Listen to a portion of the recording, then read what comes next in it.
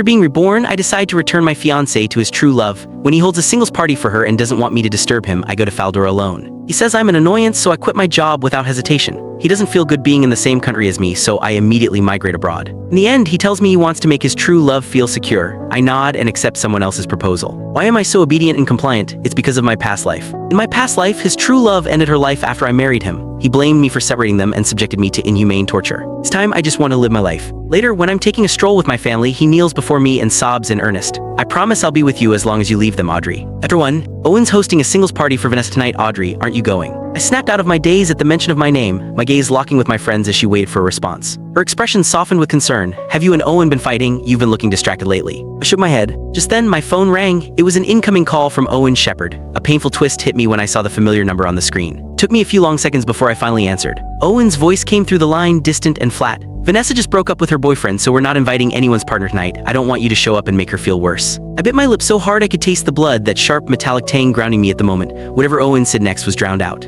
I fought to ignore the pain and maintained a calm tone as I interrupted him. Got it, I won't be there. Actually, I've got a work trip to Faldora, so I won't be around anyway. Owen fell silent for a moment, perhaps caught off guard by my not arguing about not being able to show up before Vanessa cuddle. His tone softened after a few beats. You've really learned to be sensible. Sharp bitterness bloomed within me, and I fought to keep the tears from breaking free. My friend stared at me in disbelief. I could feel her surprise. Everyone knew how much I loved Owen and how I'd lost myself in him. But this time, I didn't cling to him with desperation, didn't start a fight over Vanessa, and didn't let my insecurities slip through. My friend immediately noticed how off I looked. She sighed and silently poured me a glass of water. I drank it in one go, feeling the warmth spread through my body, easing the chill that had settled in. I smiled at her, packed up my things from the table, and began booking a flight.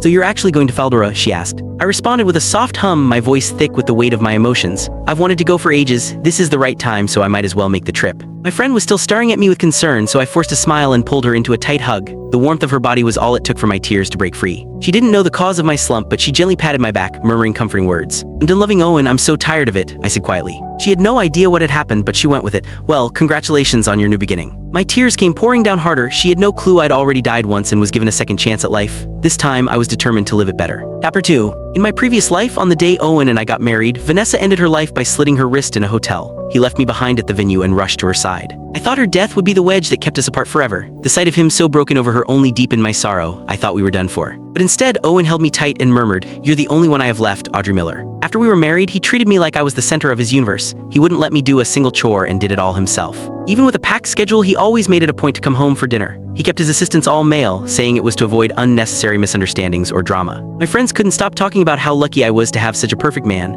I too felt incredibly fortunate to have Owen in my life. But on our 10th anniversary, I found myself dead at his hands. He accused me of Click the link on the homepage to watch the full follow-up for free.